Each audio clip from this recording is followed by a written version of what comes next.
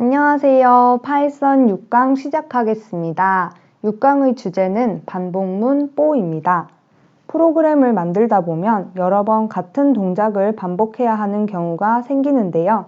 그때 반복문 뽀를 이용하면 중복을 줄이고 코드를 간결하게 만들 수가 있습니다. 우선 반복문 뽀를 사용하지 않았을 경우 먼저 살펴보도록 할게요. 1에서 10까지 중 짝수를 출력해 보도록 하겠습니다.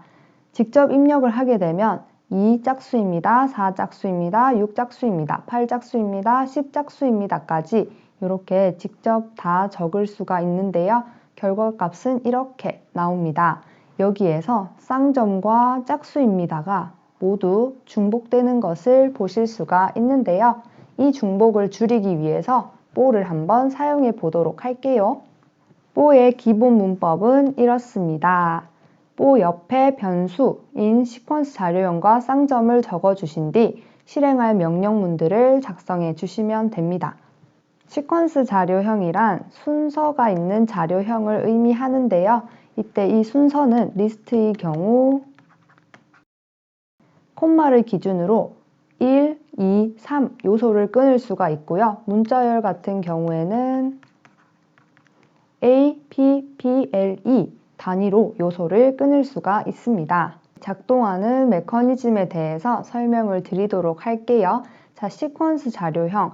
이 자료형에서 순서대로 하나씩 꺼내서 변수에 할당을 합니다. 변수에 할당을 한 다음 이 변수가 포함된 명령문을 실행을 하게 되는데요. 언제까지 실행을 하느냐? 시퀀스 자료형 안에 있는 요소가 모두 변수에 할당될 때까지 반복을 하다가 마지막 요소를 변수에 할당을 하고 나면 이 뽀문은 종료가 됩니다. 예시를 한번 보도록 할게요. 이 리스트 안에 2부터 10까지 짝수가 들어있는 것을 확인할 수가 있는데요.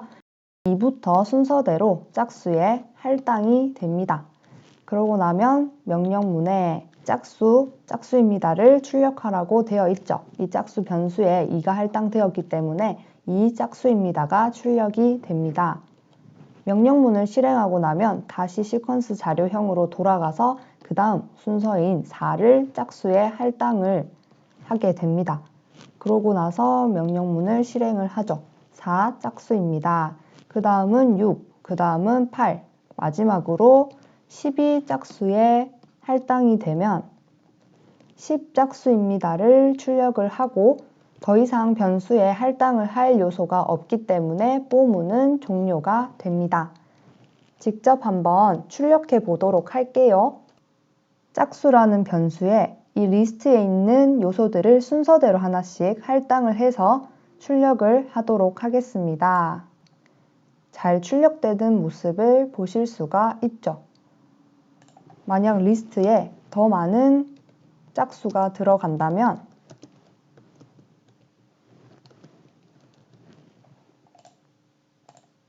잘 수정이 돼서 출력되는 것을 보실 수가 있습니다.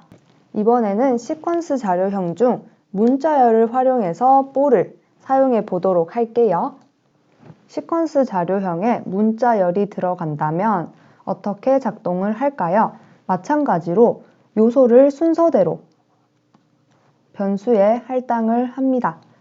2 짝수입니다가 출력이 되고요. 다시 돌아와서 그 다음 요소인 4를 할당을 하게 되고 4 짝수입니다가 출력이 됩니다. 이렇게 계속 돌아오다가 여기 8까지 할당을 하고 나서 그 다음은 10이 아닌 1을 짝수에 할당을 하게 됩니다. 왜냐하면 문자열은 문자 단위로 요소를 끊기 때문인데요. 이렇게 1을 할당을 하고 나면 1 짝수입니다가 출력이 되고 마지막 0까지 할당이 돼서 0 짝수입니다를 출력하고 나면 더 이상 할당을 할 요소가 없기 때문에 뽀문은 종료가 됩니다. 이것도 직접 한번 출력을 해보도록 하겠습니다. 보시면 2, 4, 6, 8, 10이 들어있는 문자열인데요. 이 문자열에서 요소를 하나씩 짝수에 할당을 해서 짝수라는 변수가 들어있는 문자열을 출력을 해보겠습니다. 2 짝수입니다. 4 짝수입니다. 6 짝수입니다. 8 짝수입니다. 1, 0 짝수입니다를 출력하는 모습을 보실 수가 있습니다. 여기까지가 문자열을 활용한 뽀 문이었고요. 지금까지 뽀의 기본에 대해서 배웠고 이제 이 기본을 활용해서 뽀 변환에 대해서 배워보도록 하겠습니다. 뽀의 변환식은 다음과 같습니다.